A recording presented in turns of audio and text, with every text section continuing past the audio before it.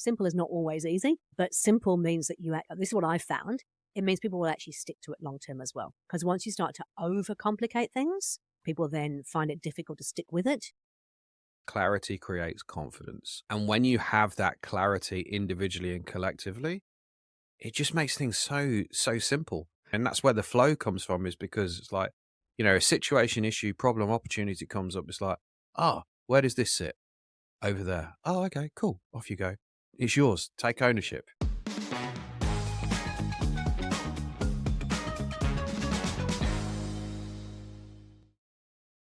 Welcome to another episode of Better Business, Better Life. I'm your host, Debra Chantry-Taylor, and I'm passionate about helping entrepreneurs lead their ideal lives by creating better businesses.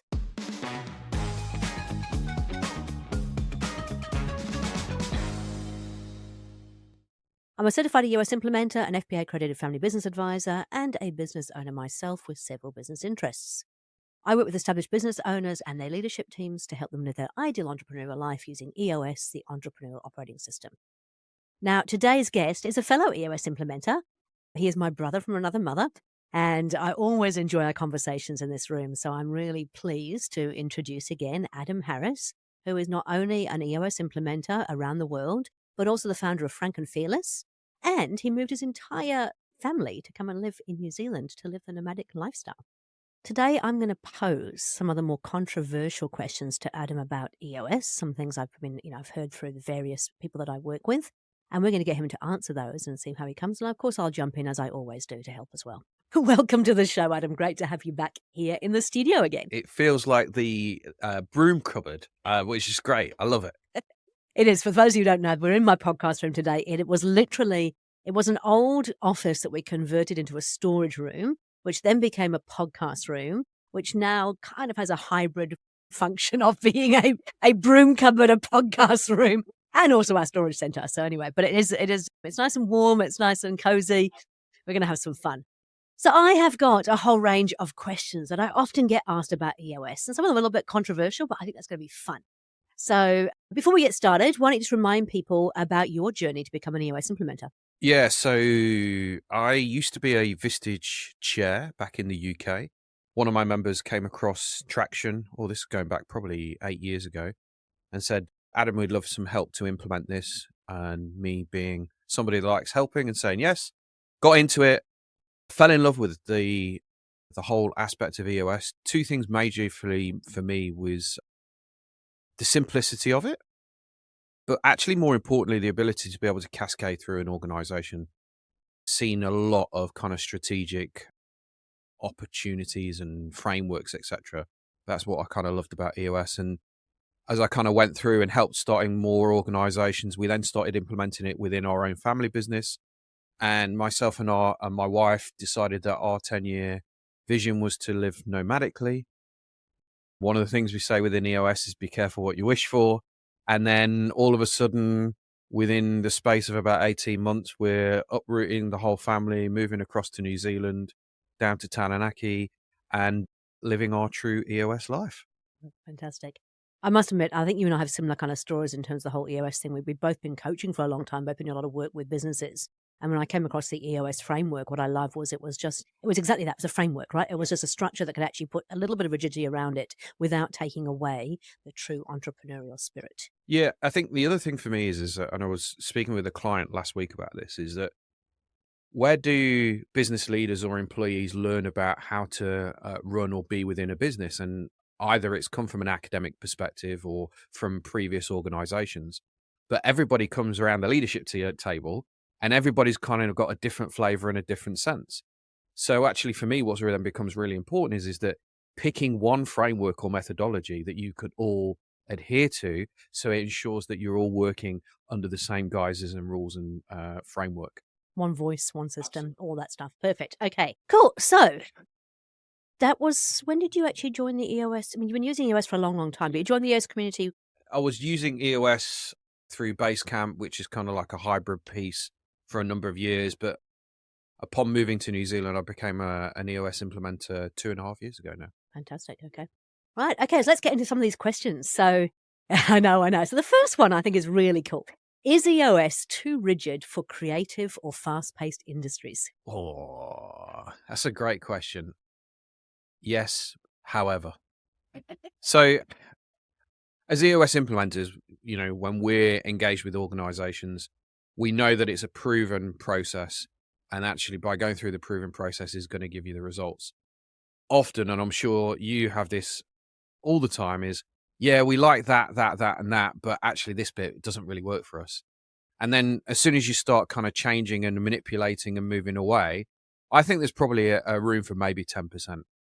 Anything over and above that is you're better off just picking something. But there's reasons why it works is because it's proven.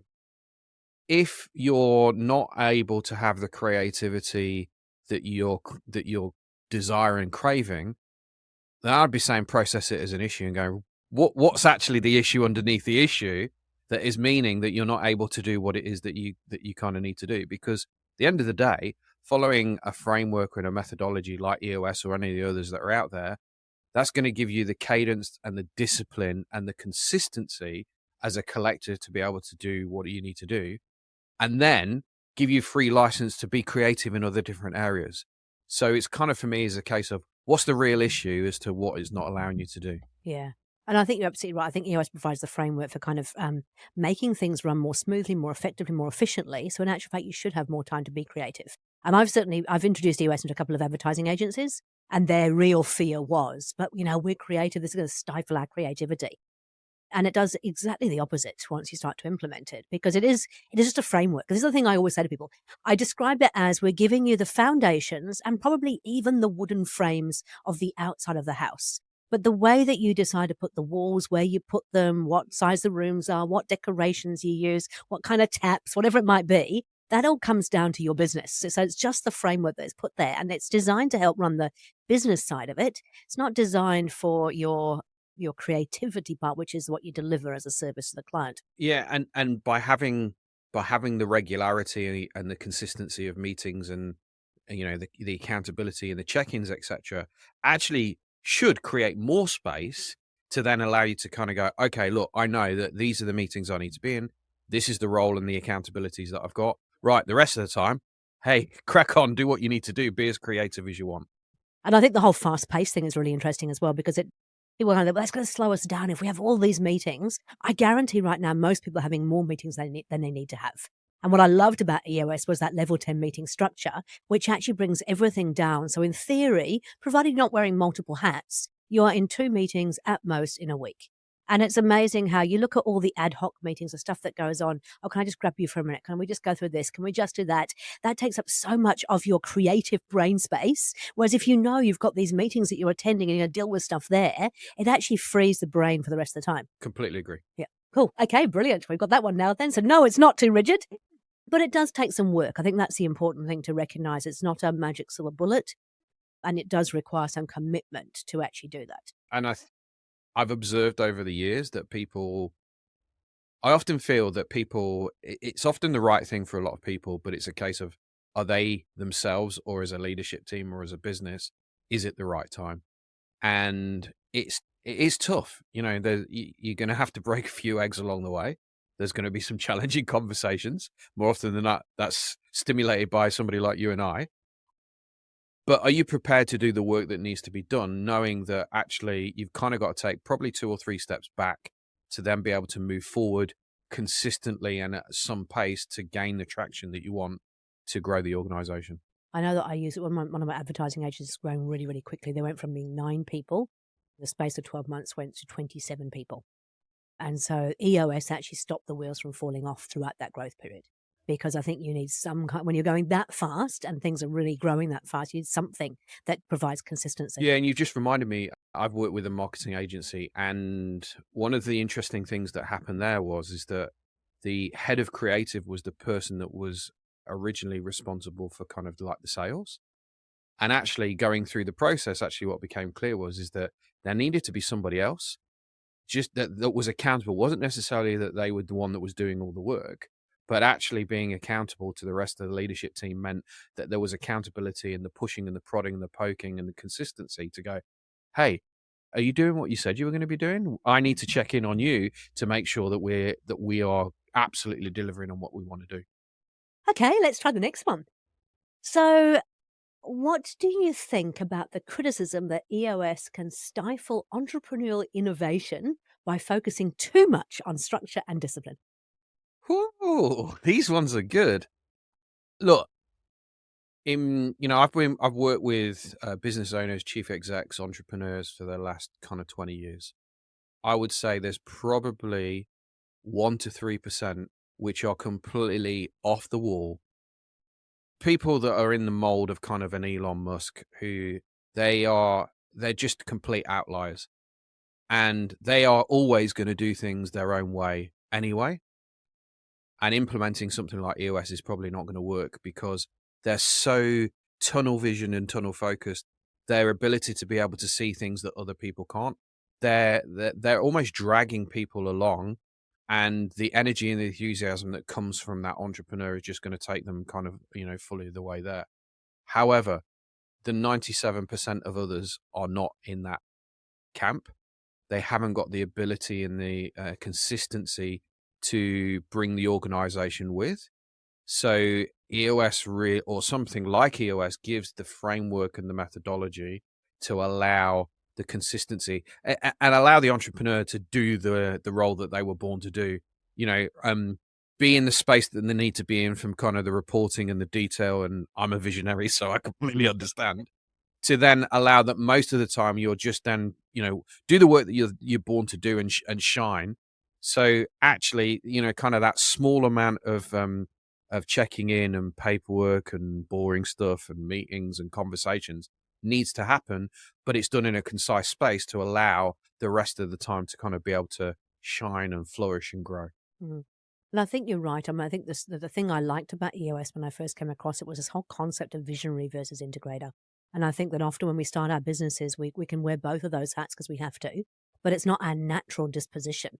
And so as a consequence, you're trying to force yourself into doing things that you don't feel naturally right, that you don't necessarily love.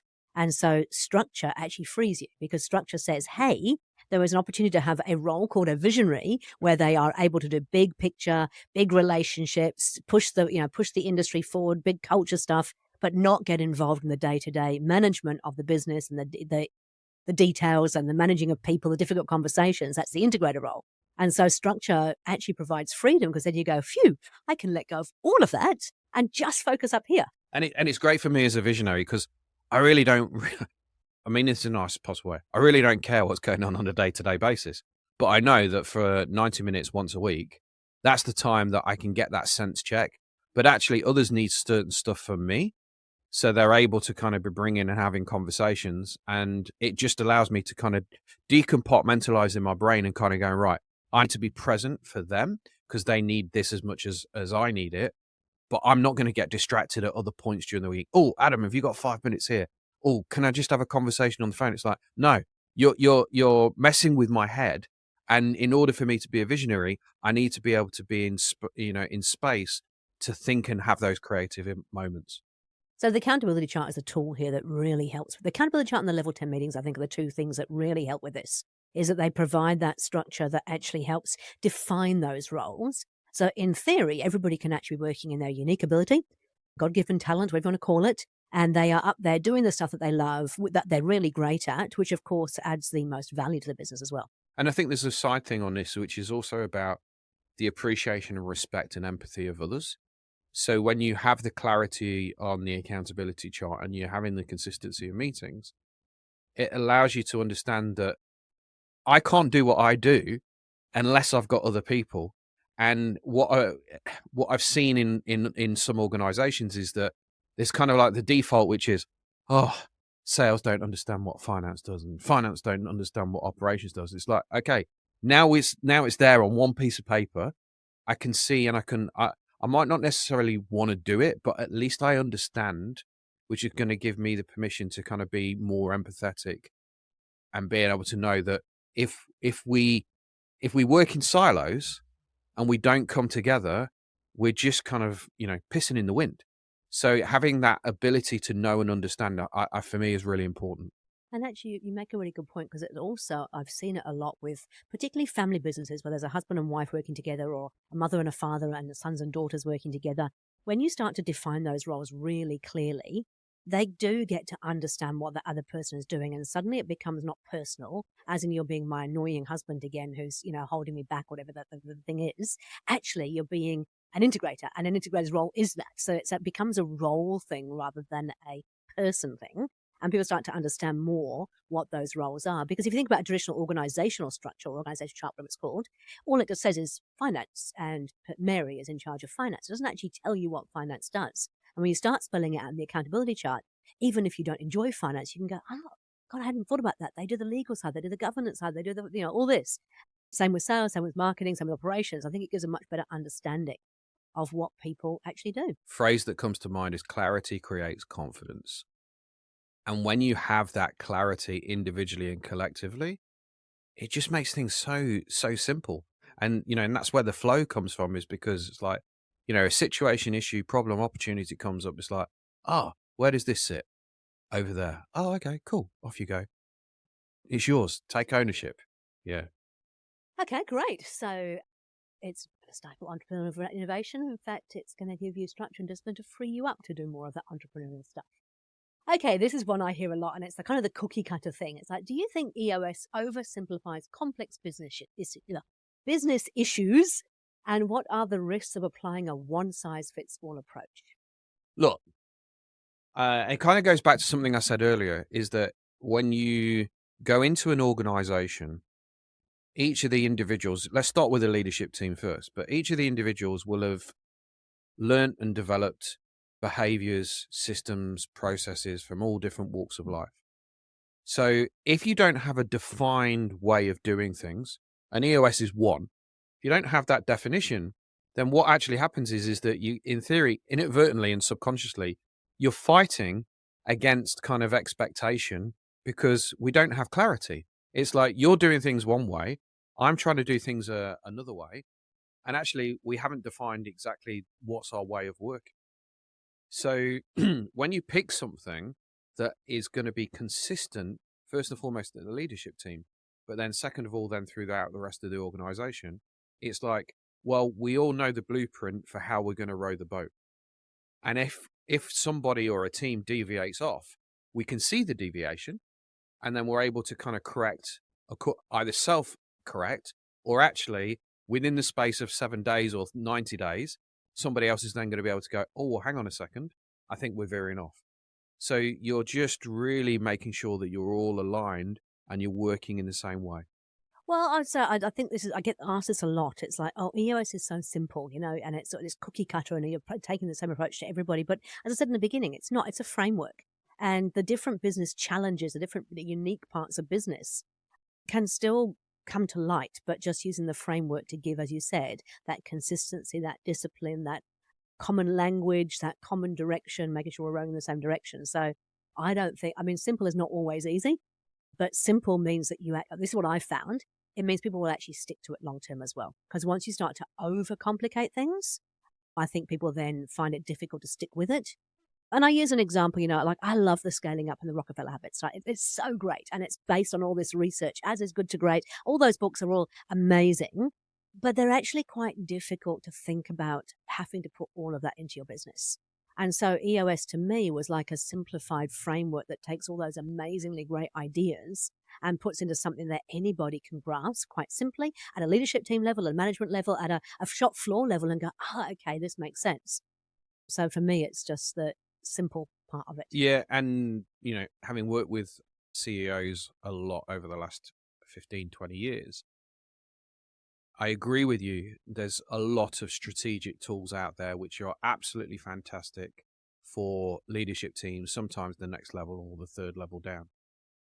However, the frustrations that I was seeing in the conversations around the mastermind groups, etc., was, God, the rest of my team and the rest of the business just don't get it.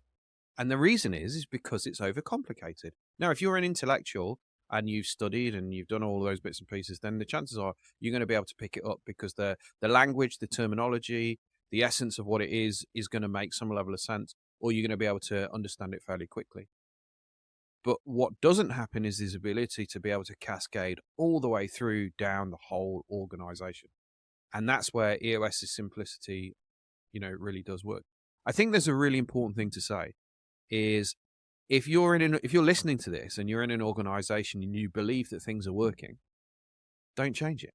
Like you know, don't overcomplicate things. If you've got and whether it be by chance or not, or intentional, if you believe that your business is working efficiently and effectively, and all the aspects are working, great. If not, ask yourself the question: where and why is it not working? And what are the things that I as a leader need to look at to see if there's something else that's going to allow us to be more effective, more productive, and in theory, ability to be able to grow accordingly. And I know that you and I both work with a number of different industries and across, across different countries as well.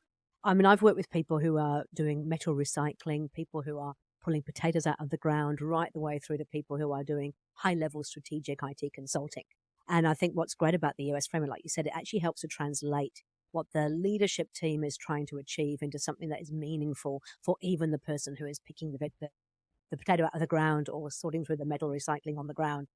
That's what I love about it. It isn't theoretical, it's not too high level, it's just good, practical, pragmatic common sense. Janet and John, like it's you know the ability to be able to explain something to a 5-year-old.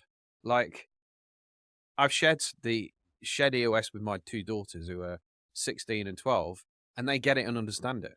So if they can get it and understand it, then that is the thing. The simplicity really is what makes it work.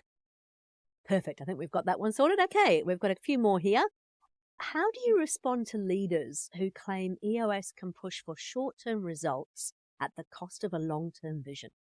I'm not sure if I agree with that. I think there's an aspect of EOS is a journey, and by engaging with a framework and methodology, you're committing the leadership team and then the rest of the business to a way of working. That way of working, yes, there's some short-term discomfort and pain, and often we see people that they're not the right people and they're not sitting in the right seat. So, there's going to be some casualties, but those casualties were going to come at some point, and that's part of business. But once you've got the consistency in place, actually the smooth riding and the ability to be able to deal with situations. So we talk about every single organization and individual has issues, problems, and opportunities. However, what EOS allows you to do is to have the right space, the right framework, the right format to be able to process those, taking out the emotion so that you're able to first and foremost, take ownership. Second of all, the right space and the right place to be able to bring them to the table. And then third, the tools to be able to kind of process them and come out with the right solution. So by having that then in place, what then starts happening is that you then start processing things a lot faster, a lot quicker, which means that you get to the root issues faster, which then means that the ability to be able to grow and get traction. Again, it's uncomfortable for some people and they don't want to, the fear of change and the fear of getting uncomfortable is too scary. And actually, let's stay in the status quo. I think what they were kind of getting at with this question was more around, because we're so focused on quarterly rocks, which is often a new concept for people as well. But they're saying, do we lose sight of the longer term stuff because we're so focused on the short term? What I would say to that is that we've got the 10-year target, which really is the thing that guides everybody who's rowing in the same direction. I love the 3-year picture. See, I think the 3-year picture is a really great tool, something I've not really seen before EOS, where you've got your 10-year big, hairy, audacious goal that most people kind of go, but I don't know how we're going to get there. It's like, it doesn't matter. That's what we're aiming for. We'll work that out along the way. The 3-year picture does bring it down to the ground and makes you really think about, okay, here we are now at 1 year. We've got, in 3 years, where will we be, which will take us towards the 10-year target. And I think that actually still keeps you focused enough on the long term, not just on the short term. So every rock has to fit in with how's that taking us towards our 1-year plan, our 3-year picture. Yeah, and I'd add to that in the fact that that 3-year picture can feel and seem achievable, and there's a time limit, so you know exactly when you're looking for. And by painting that picture, even booking trips or booking events, you can put it in the calendar so you can connect with it. And I think the other thing is that there's a saying that I heard years ago, which is where the energy goes, the energy flows. So by setting those intentions as a collective, because let's be honest, often a business is going in the direction that the entrepreneur or the founder or the CEO is taking it. Not everybody knows where that is. So when the collective is all putting their energy into heading to the same direction, that's when, inadvertently this magic starts to happen. It's almost kind of like the subconscious world and, the mycelial network is kind of, putting all of the routes out there to allow us to achieve or aim and head towards what we're looking to get to. And I think also you said earlier on, EOS is a journey or a process. And it's like, because the reason we get together in 90 days is to kind of review how things are going. And there's so much learning in that every time. And then there's a learning in our first annual planning session. What have we learned in the past year? And how do we actually improve on that? And so businesses that I've worked with for 2, 3, 4, 5 years, what we're now seeing is that they are moving at pace like you can believe because they've learned all the lessons on that journey. Now they're really good at setting those 3-year pictures, 1-year plan, and those 90-day rocks. And it's just momentum. The momentum is just, the flywheel is turning. Yeah, and it kind of reminds me of this aspect of kind of, going to the gym, right? So the important thing is to get there to start with. So you get into the rhythm and the cadence and the consistency of showing up. And it's the days that you don't want to be there that you end up pushing yourself, go, how did I get here? And setting yourself up for success. So having your gym kit by the side of your bed ready to go. Make sure the alarm is going off at the right time. Have a gym buddy that's going to hold you to account. And once you then start going, is that you then start doing the reps. And it's hard to start with. But you then sort of go past that period and you go through the pain. And then because you've been doing the reps, your ability to be able to do number of reps increases. And you only start increasing the weight. And that's exactly what happens with kind of EOS is that I've observed a lot of people kind of drop off too quickly because it's too hard. It's like, you got to push through, push through, push through, push through.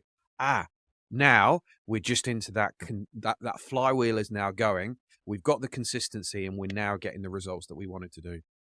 Perfect. Completely agree. Okay, a few more questions. In your opinion, does EOS assume that all leadership teams are ready for the level of transparency and accountability it requires? So I believe the leadership teams assume that they're ready or not ready. And then they make a decision accordingly. So they go, oh, hang on a second. We've just got to sort this out. And Dave's leaving in 6 months, or we know that person's going to go, or we've got to do all of this stuff. There is never a right time. There's never a wrong time to start. My suggestion is start as quickly as you can. Because actually, by going through the conversations and the process that we take them through, is actually what you start to happen is that a lot of those issues will sort themselves out in one way or another. So there's always room for growth. And one of the things that naturally comes as a result, because we focus in on this, is to get into the team health.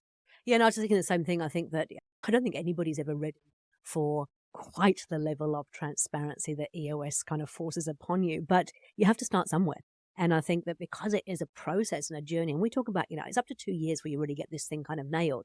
And working with an implementer particularly just means that you take it at a pace that is comfortable for the people there, but you're not letting things, I call it pushing it under the carpet. Like I find a lot of businesses, they'll push things under the carpet. We'll just ignore that for a while, You can't ignore it with EOS. And so it forces you to face those real issues and understand what's going on, which brings about a level of transparency. And honestly, yep, we've had some pushback with people. Certainly we've lost some people on the way. But in general terms, the sooner you get started, the sooner stuff starts to happen, the sooner you get that leadership team really fighting for the greater good, and transparency becomes just the norm. Listening to this reminds me of a speaker friend of mine in the UK called Nigel Risner. And he's really kind of on the line, controversial.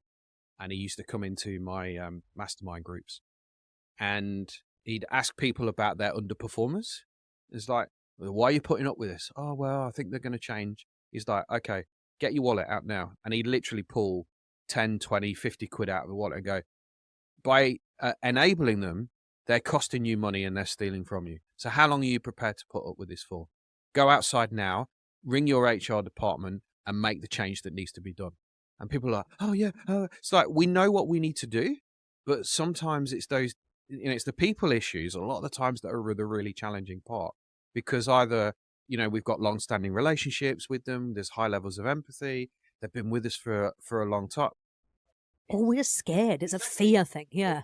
That aspect of the confrontational part, we don't want to do it. It's like, you have a role and a responsibility, not just to yourself, but to the organization and everybody else that works within the organization, to be achieving the standards and the expectations to allow the organization to go forward. Every single time that you are accepting a decision or a behavior that is not in line becomes the norm, and you're accountable. It's really interesting. I had a client the other day who knew she had to deal with a people issue, and she was so scared of it. And it's like, well, what's the worst that can really happen? So she went in there. She did what she thought she had to do. She rang me after and said, "Oh my goodness, I wish I'd had that conversation months ago." It's like, yes. Yeah, no, Most people do. and that's the thing. Nobody ever turns around after having those conversations going, "I wish I didn't had that conversation." It's always that case, is that we should have done this sooner. So why aren't we? And for me, one of the great things about EOS is it normalizes the conversation. It brings it to a conscious level, and it's the ability to then just be more open and honest in calling things out, rather than holding things tight or having those side conversations going, "Hey, Deborah, can I tell you about Johnny?" It's like, no, hey, Johnny, can we have a conversation? You're not doing what you said you were going to do. So what do you need to do to help us through this?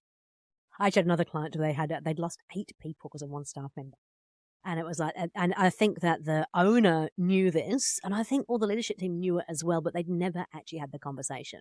And so just bringing that conversation into a quarterly session and actually having it in the open and talking about it and talking about the impact, because we actually did some quick back of the envelope maths. 8 people, do you know how much that cost to train, to bring on board, and then the cost of replacing them again? That person had cost them literally millions of dollars. And it's like, how long are we going to keep going with this? Okay, perfect. Next one. Some critics argue that EOS can foster a cult-like mentality with its strict adherence to the model. Do you think that's fair? Ooh, I feel that anything where there is consistency and a set of standards, rules, framework, whatever you want to call it, will get to the stage that will create some level of following. I liken it to sport though, right? You don't go onto a rugby field and go, we'll just make up the rules as we go along, or we'll follow some of them but not others. In a rugby match, and I'm not a big sport fan, but a tennis match, I definitely understand tennis. There are certain rules and you follow the rules, and that's how the game gets played. Everybody knows the rules of the game, and we play to win, and that's what you have to do to win. And I feel that it comes from actually everybody having clarity in the fact that I'm enthused and I'm excited. I'm a convert. I'm a follower. I'm a disciple, because actually I'm now in a situation in an organization following a framework that makes simplistic sense. I know who I am. I know what I am, and I know where and what I'm doing that's helping towards a bigger purpose. And everybody else on the team, as you like to call it, is doing exactly the same thing. So yeah, it will have massive evangelists, and we know them, and they're wearing all the kind of the gear and. But we see it also, I mean, not just within EOS as implementers, but within the EOS community. I mean, like you go to the EOS conferences and people are pumped about what they're achieving with their business, and that's passion, and that, maybe that does come across as cult-like, but it's because they're seeing the results. And it's enabling them to live their entrepreneurial life. Don't underestimate how important that is. There's a reason why somebody set out in business, or there's a reason why somebody took over a business, and then stuff just happens. And when you're able to then just kind of decompartmentalize, and others are taking ownership and accountability, and we're all rowing in the same direction, and all of a sudden it's now the flywheel is working, and I'm able to do and get what I want to do from my business and do my life. That's why people are so enthused and excited, because it's working. Yeah, that's right. Okay, so we'll accept the cult-like thing, but as I say, just liken it to sport. And I think that, when I talk to teams about even things like introducing incentive schemes and profit sharing schemes, it's like people just enjoy games, right? Because games have got rules, they've got boundaries, you know how to win. And so when you know how to win, you just make sure that everything's focused on actually winning. And I think there's another thing, is that because EOS is not right for everybody. But what you typically tend to find is if there's an organization that is using and following EOS, they've got a certain set of values and they've probably got a certain culture, which is going to be similar to other organizations, because you have to be of the right sort of mindset to want to engage and work and do. So when you then suddenly meet, and I've had this, is that I'm wearing, an EOS cap, or I'm wearing so, and somebody comes up to me and go, "Hey, you do EOS?" It's like, "Oh yeah, cool." So we're able to engage in a conversation because that aspect of kind of, it takes 7 touch points to engage with somebody and build know, like, and trust. We're at 6 or 7 straight away just because of the affiliation with EOS, because somebody and a team and a business is prepared to invest in themselves and their organization because they want to grow for the greater good. And it's great. It's lovely. Yep, I've got an EOS hat too, and I wear it regularly. Okay, last question for us today. So, is EOS truly necessary for a well-run business? Can it create an unnecessary dependence on external systems and processes? Okay. So You already kind of answered this a little bit earlier. It's like if things are working and you can genuinely hand on heart say that things are working, and all those around you can hand on heart say things are working. Because there's the biggest challenge. I think visionaries often go, yeah, everything's fine. Everything's working really well. It's all really great. they don't really know what's going on, do they? Or you just go and ask somebody else, even the leadership team, and they kind of go, well, we don't know where we're headed or what we're doing, or, yeah. So what I would say is do the organizational health check.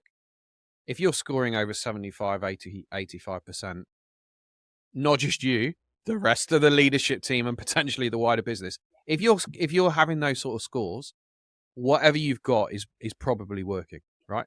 And that's great. I think it's worthwhile having a look at some of the tools of EOS, because that may well be beneficial to add some of those things in.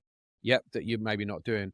But then the other thing then is to probably, especially if you're the visionary, is what's the succession planning?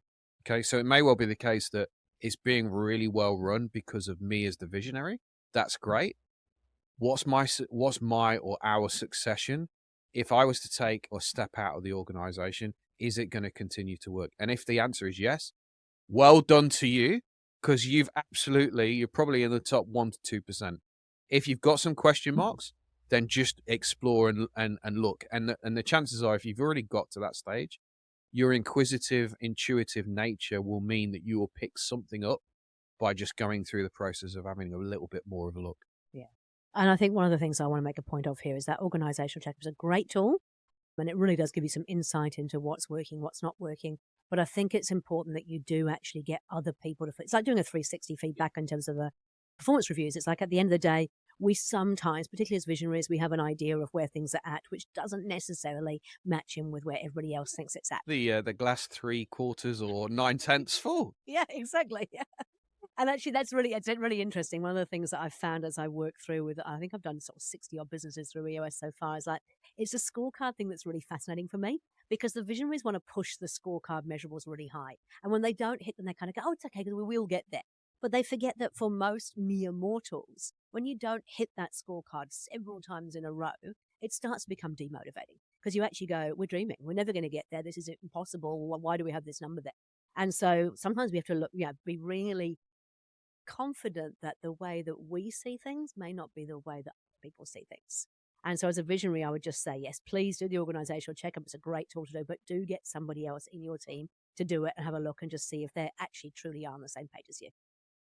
Perfect. Okay, well, that was the 8 questions that we had. There was there's some really interesting ones in there. In terms of your EOS journey, so we're obviously running EOS in all of our businesses as well. Is there any kind of tips or tools that you can share from what you're learning through this process? As a visionary, find a way to ensure that you bite your tongue. Look, it is challenging, but actually, with discomfort, that's where the growth comes from. And there's been times where I'm literally cursing myself, cursing other people. But if I'm not doing that, then there's a level of complacency, and I don't want to be in a complacent state. Pushing the boundaries is really important for me and the businesses that I run, but also the businesses that I work with as well. What about you? Well, I just think the one thing I want to not take from this, but you've said it to me before, I think it's that clarity creates confidence. And I think that's what EOS really does. It helps you to get that real clarity so that you can achieve the results because you're on the same page. And I think often if you're feeling any kind of level of fear or frustration, probably coming from a lack of clarity. Yeah, and there's two things as well that go on this, and how often do we make assumptions, and how. So the question I ask is that an assumption or is it a known fact? And when you start questioning and you start challenging, often, probably more often than not, we've come to an assumption based on our viewpoint. And actually, what we need to do is we just need to have a conversation, pick up the phone, look at the accountability chart, check the scorecard, check the rocks, and go, okay, is that an assumption or a known fact? And by asking that question, that then creates further clarity. And the more clarity you get, it's just it literally is just a case of, if we've got 100 boats going off in all different directions, and all of a sudden we're just tweaking by 1%, 1%, 1%, 1%, and we're now just going in the same direction. And so I think one of the things that I've learned over the last few months as well is like having those conversations. When you think there's an issue, the best thing you can do is actually, like I said, pick up the phone, talk to the person face to face, have a conversation, make sure that you are looking at it from a factual point of view as opposed to an emotional point of view, and use the IDS tool to kind of get through it. What's really going on here? And how do we solve it? And often, when I'm coaching, as I say to somebody, look, raise your hand and say, hey, Deborah, it might just be me, and I might not have clarity on this, and I'm just asking for confirmation. Can you just help me understand this situation, or this whatever's going on? And if you take accountability of it first, because that person may well have told you, you may well have jumped to an assumption. So by asking for them to give you clarity, they've not done it 99 times out of 100. They're not doing it to be malicious or being vindictive. They've either done it because there isn't that clarity, or they believe that they're doing the right thing. So what makes me think that I should be the one that's telling you what to do? Have a level of kind of honorability and kind of take ownership and go, hey, Deborah, look, it might just be me, but I'm not sure. Did you tell me about that thing? Or can you just give me some clarity? It makes so much difference. Perfect. Hey, cool. That was a really great conversation there. Some really interesting questions. Thank you very much for your wisdom as always. Pleasure. I look forward to seeing you again soon. Thank you.